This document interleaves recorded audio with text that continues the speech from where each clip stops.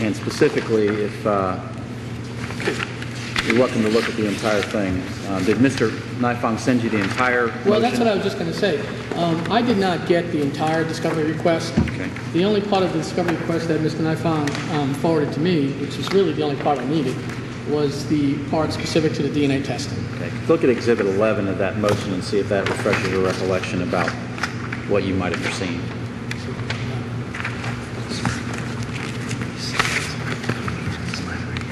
Paragraph 11?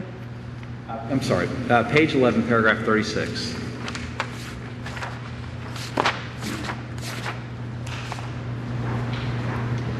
Yeah, this is what I recognize as what Mr. Nifong sent.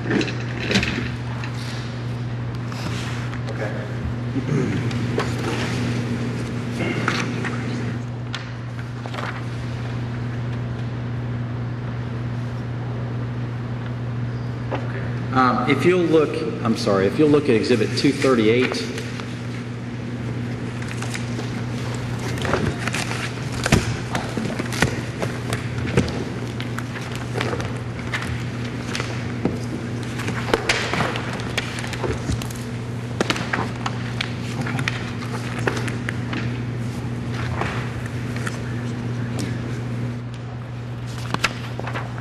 do you recognize Exhibit 238? Yes, this looks like my fax with my notation on it as to the cost and effort to produce the items. Okay. And then if you look at 239,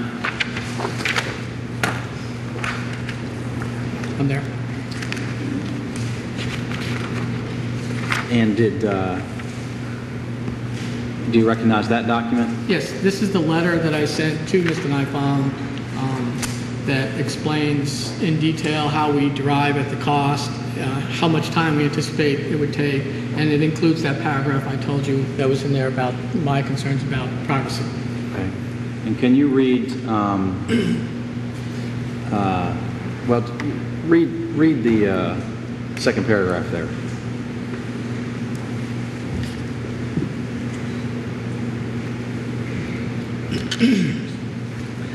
When requesting documents for discovery, it may be important to consider the privacy of all the individuals that were included in the DNA testing for this case.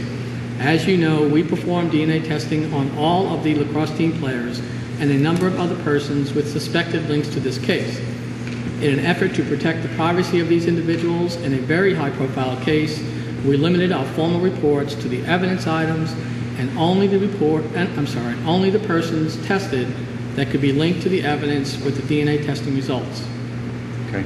A blanket discovery of the entire case, including all records and related materials, could jeopardize the privacy of these same individuals. We at DSI feel that this matter should be considered. And that was provided to Mr. Nifong on approximately September 13th, 2006. That's correct. Did you subsequently receive another copy from Mr. Nifong of a defense motion to compel sometime after September of 2006? Specific to this discovery? Specific to this case. Yes, we just received the second discovery request in December. Okay. Do you know when you received it? I think it was a little bit more than a day before when that hearing was. So I guess we received it on the 13th. Was the hearing on the 15th? I think that's correct, Dr. Meehan. Let me, what did you receive from Mr. Nifong? We received a discovery request that was generated by the defense team for additional items. He faxed it to us right after the meeting. Okay, can you take a look at Exhibit 229?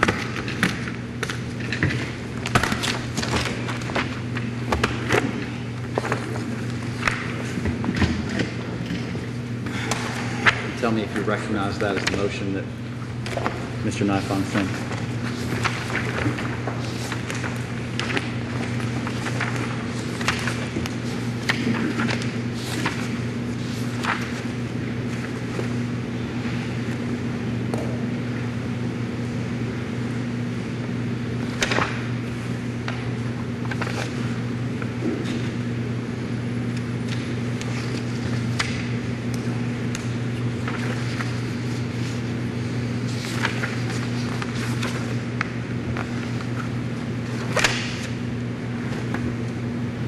Oh, that's right, I'm mixing these up. Do you recognize that? Yes, this is it.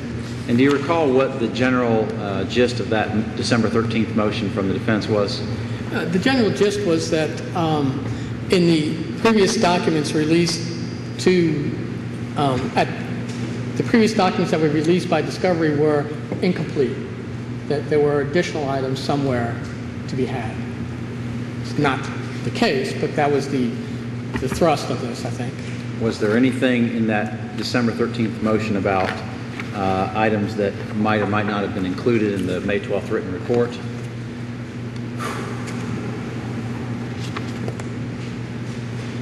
Well,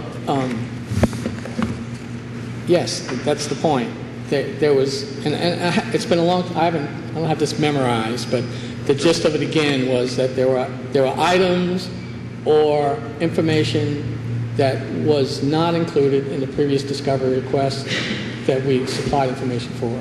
The gist of this was that there had to have been some additional information somewhere. Additional information in the discovery or additional information that was having to do with the report?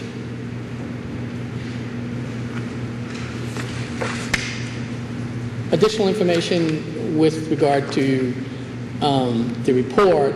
They inferred it from the report based on documents they saw in the discovery. Okay.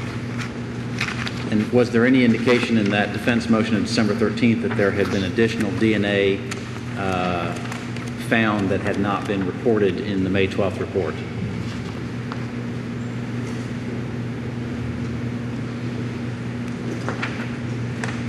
I think it talks about, and again, I'd have to go through it and read this, okay? But I think it talks about the evidence profiles that did not match anybody that were not included in the report. Wanted to know where they were, or actually, I think, again, without having read this over again right now, it's a large document, but I think the thrust of it was that they found DNA profiles in the discovery that were not listed in the report, so there must be even some more stuff. There must be even more things out there, which wasn't the case, and it's not the case. And did you discuss that motion with Mr. Nifong after he sent it to you? Briefly, Mr. Nifong called me to tell me that this motion was available. He wanted to fax it to me, and he did. And my immediate reaction was that this is a large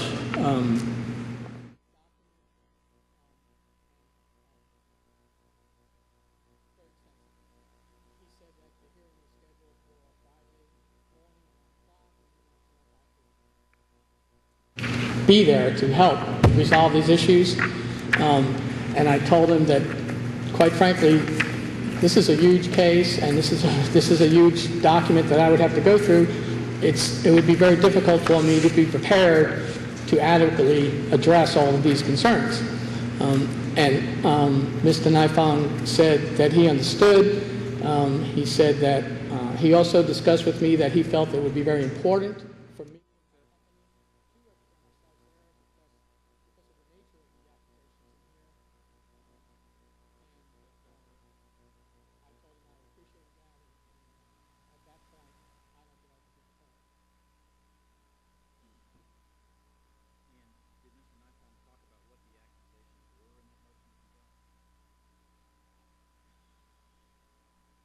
No, actually, I don't recall that.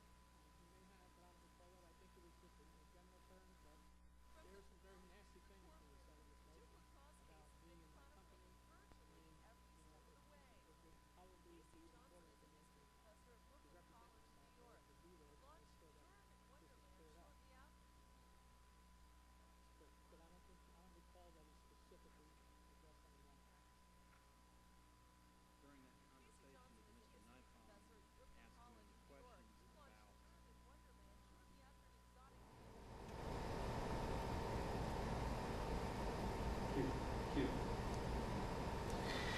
If you're watching this on your computer or on our digital channel, WRAL News Channel at 256, we are experiencing an audio problem. We are actually taking this feed from Court TV.